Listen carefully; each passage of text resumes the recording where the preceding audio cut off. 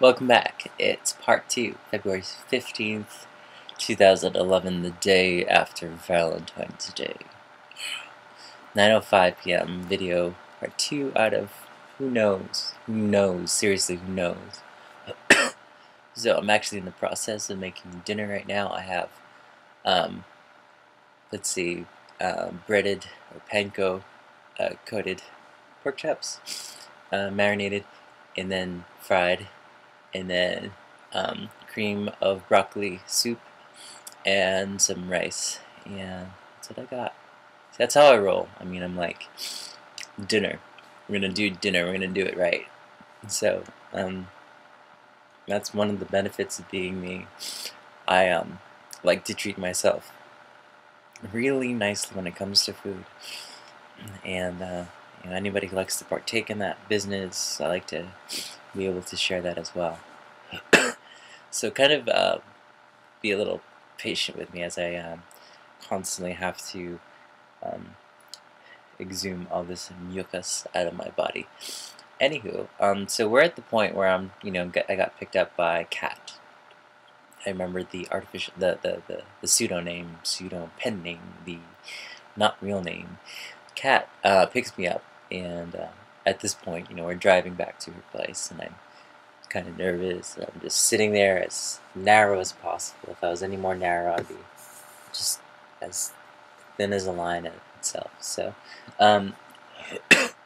so we're talking about philosophy, talking about just all sorts of different things that kind of come to mind, like how are you doing, what's going on, and I'm thinking in the back of my head, like, yeah, let's make this conversation great. Let me show you, because I'm a perfectionist, and I'm gonna like wow you with in a very subtle and humble way the knowledge that I have gained over all these years, and how dynamic I am in conversations.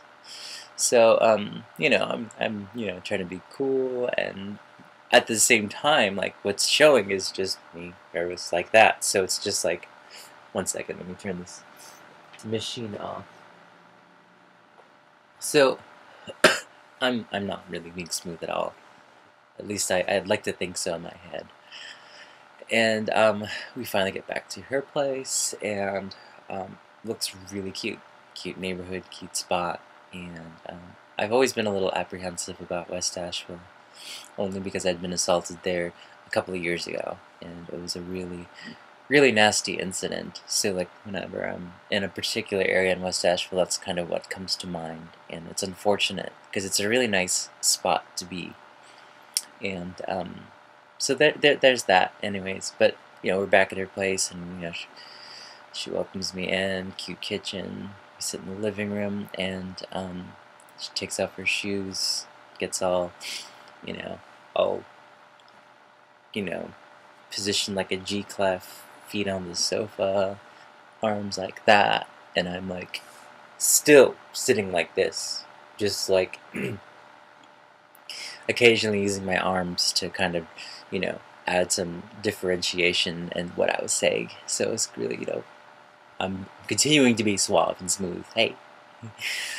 And first thing off the bat, she's just like, I just need to get something off my chest and really just tell you that actually I'm really attracted to you.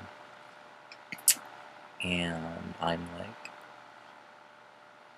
someone's attracted to me. Oh my god. Like, if I were a magnet, you'd be coming towards me. And and I'm being really silly. That's right. Transgendered people get sick too. It's unfortunate. So we're talking, and I'm just like, wow, she is very straightforward and straight to the point. And I'm like, I'm not sure if I'm turned on by this, like turned on and then like this is a good thing, or if this is like, wow, it's a little too fast. But it was somewhere between like 51% too fast and 49 like, okay. She wasn't really ferocious about it. And I told her that I definitely sensed attraction with her and wanted to see how things would go. So we're talking and moving closer and closer, and then at this point, the closeness is just a little bit too awkward for me, and I decide, like, well, want to actually get to unpacking, so that way, I don't want you to feel like you have an unproductive night. And so, we go to her room, and I'm helping her unpack and fold clothes. And, my sense of humor is really awkward, and it makes people feel really awkward sometimes. So I have to remind myself just to cut that out. So as I'm folding some clothes and talking to her, I'm like folding her underwear and not really thinking much about it, because I'm like, oh, it's just underwear. And at this point, I can see her turning red, and she's just like, do you mind not folding my underwear? It's making me feel a little embarrassed. And I'm like, is this making you feel embarrassed? I pick it up, and I'm like, aha, I'm a 7-year-old kid. Ah. So then I stop that immediately. I'm like, that is not cool. This is not a good first impression at all.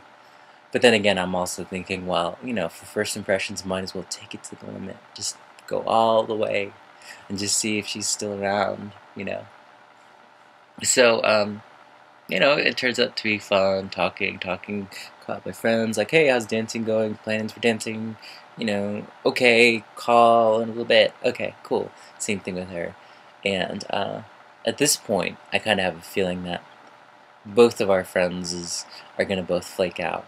And so I'm thinking, like, post-game strategy. We're going to think about transitioning into, like, what's tonight going to be like? And what am I not cool with? I'm not cool with, like, getting jiggy with it. And I'm, in terms of intimacy, I'm like, we gotta just, want to get to know Kat. And, that's pretty much how it went down. After we did some work on her computer, sat down on her bed, and she grabbed my hand. And that was, like, the first point of, like, some sort of physical contact. And I gently grabbed her hand and just held it like that. So we're talking, and it just feels really nice. And we're talking, 45 minutes pass, still talking, no phone calls, nothing. And I'm having a good time, and I'm enjoying where we're at. And I look at the clock and realize it's like 12:30, and I'm like, okay, so I'm probably either gonna have to get going now, or if I'm gonna stay, we're gonna have some sort of, like, stuff, established. So I basically just say, like, you know, um, if you're too tired to drive, is it alright if I stay here and such? So we talk about it, and it feels good. And after that, I gave her a kiss on the nose. And, that's just my way of saying, maybe that was a little bit more aggressive on my part, assertive rather. And, but I thought it was fitting. And at that point, she then proceeds to kiss me on my lips, and then we're kissing, and then I'm like, oh my god, we're kissing again? It's for real? There's kissing happening? And I'm like, okay, but in the back of my mind, this is as far as it goes, no more. Hopefully not less, just kissing's great. And, maybe I'm giving too much details, but that's okay. This is, like, kind of going against my principles of, like, kissing and telling, but, this is my journal, and if it's too much, you know where to go, you know what to do. Just keep watching. So that's pretty much it. We make some nachos and put a little hot sauce on it, and just go back. And I'm just like, that was just a bad idea. I'm lactose intolerant plus hot sauce, and that was gassy all night. And I'm just like. And it's just like, this is just not the right first impression food at all. Especially if you're planning to sleep next to somebody, fully clothed. Even if you're fully clothed, like, smells permeate. I'm just saying. I mean, that's probably too much information right there. But, guessing this. So, pretty much we turn in, and I told her, like, I have to get to work early in the morning, really early in the morning. Are you okay with that? And she's okay with that. So, we cuddled and fell asleep, and it was one of the nicest experiences ever. It just felt like she could read the subtleties of, like, movement of this, movement of that. Maybe that my neck was too high and awkward, and she put a pillow underneath, adjusted, and this and that. And it was just wonderful. And it was just, like, nothing too fast, nothing, out of the out of place. It was just where I wanted to be at that moment more than anywhere. And finally falling asleep, and the two of us just kind of laughing, just like laughing at jokes that we had in our heads, really corny jokes rather. And that was pretty much it. We were just telling jokes until we just passed out, and that was one of the sweetest nights ever. And yeah, I was so happy. And the next morning we woke up, and I'm like, I gotta get ready. And I overestimated the amount of time that I needed to get ready for work, but I was hoping to have some time to grab a little coffee and such. So it was nice watching the sunrise, walking the dog. Didn't grab any coffee, but it was nice. And then little makeup before going to work, and of course I'm still wearing the same outfit from the night before as I'm ready to clean out the produce refrigerator, the coolers on the storefront. And I'm like, yes, that's right, I'm wearing the same thing from last night. I just have a social life, what can I say? So that's the story of that first night. And the thing that really threw me off was I didn't hear from Kat for basically another week. And little spotty communication here and there. We could never really time our next gathering just right. But I wasn't sure, like, is this for real? Was this just like fun?